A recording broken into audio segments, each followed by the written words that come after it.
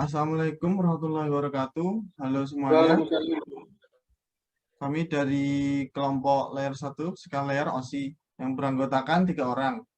Yang pertama, Mas Lamarzan dengan NIM 1850224123. Bisa melambaikan tangan Mas Lamarzan. Kemudian saya sendiri, Dava Izzuddin dengan NIM 1850224413. Halo semuanya. Dan yang terakhir, Mas Brian Gagat Raino dengan NIM 185071134018.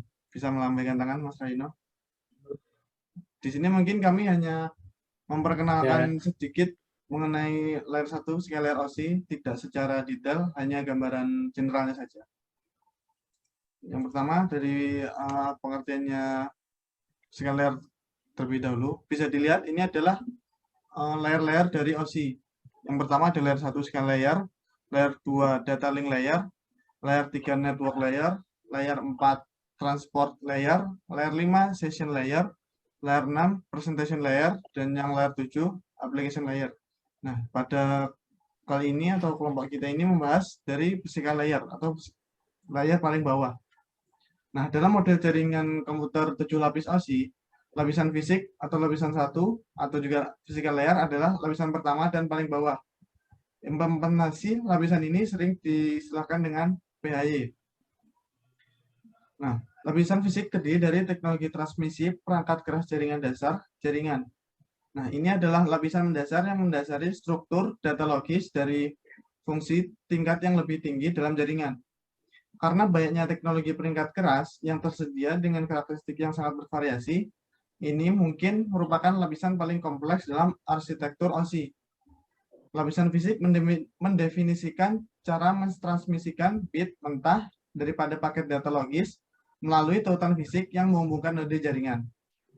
Nah, aliran bit dapat dikelompokkan menjadi kata-kata kode atau simbol dan diubah menjadi sinyal fisik yang ditransmisikan melalui media transmisi perangkat keras. Lapisan fisik menyediakan antarmuka listrik, mekanik, dan prosedural ke media transmisi. Bentuk dan fisik konektor listrik, frekuensi siaran, skema modulasi yang digunakan, dan parameter tingkat rendah yang serupa ditentukan di sini.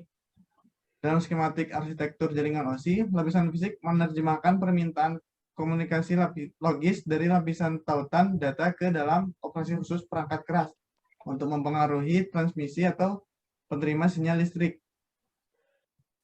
Nah, mungkin sekali lagi, perihal physical layer itu mengirimkan data dari suatu perangkat atau seperti komputer ke perangkat lain.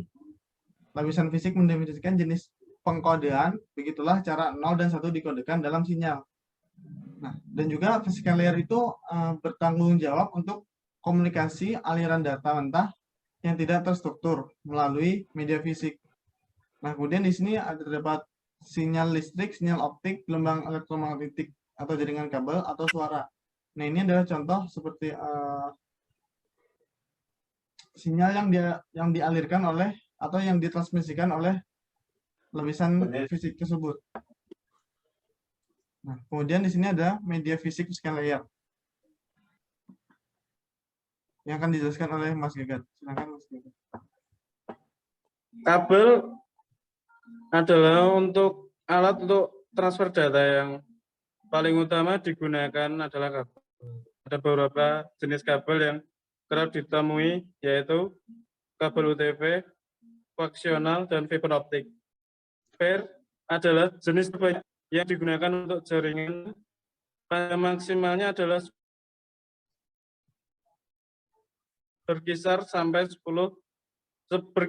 sampai 100 Mbps. Selanjutnya adalah kabel koaksial yang jangkauannya melebihi 500 meter. Konstruksinya dapat Anda samakan dengan kabel antena televisi. Untuk kecepatan transfernya, yakni 10 hingga 100 Mbps. Dan untuk jenis terakhir,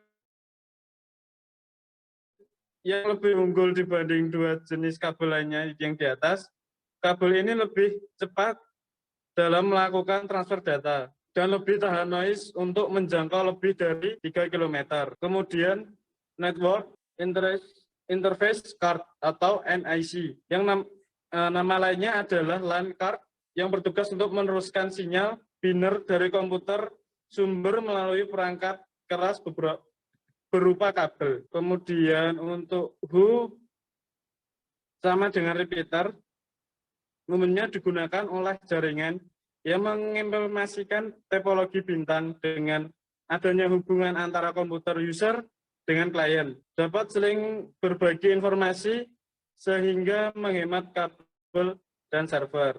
Kemudian untuk switch, konsep dasarnya sama seperti hub, hanya saja switch lebih selektif dalam memilih komputer klien yang berhak mendapatkan akses informasi dengan cara membatasi transmisi dari paket data tersebut.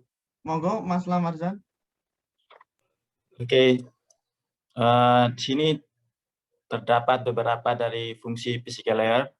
Yang pertama itu dia mempertahankan kecepatan data. Jadi maksudnya itu dia berapa banyak bit yang dapat dikirim oleh pengirim per detik. Kemudian yang kedua itu melakukan sinkronisasi bit. Selanjutnya itu yang ketiga membantu dalam keputusan medium transmisi. Jadi medium transmisi itu ialah arah transfer data. Jadi mau diarahkan kemana data tersebut. Selanjutnya yang keempat membantu dalam keputusan topologi fisik. Misalnya mesh, start, push, ring, dan lain-lain. Topologi juga di sini berfungsi untuk menghubungkan perangkat satu sama lain. Selanjutnya yang kelima membantu dalam keputusan medium fisik dan antarmuka. Jadi physical layer juga menyediakan dua jenis konfigurasi point to point atau konfigurasi dan konfigurasi. Kemudian multi point ini menyediakan antarmuka antara perangkat seperti PC atau komputer dan media transmisi. Physical layer juga memiliki unit data protokol dalam bit. Untuk perangkat-perangkat yang digunakan dalam lapisan ini ialah antara lain itu adalah ada hub dan internet.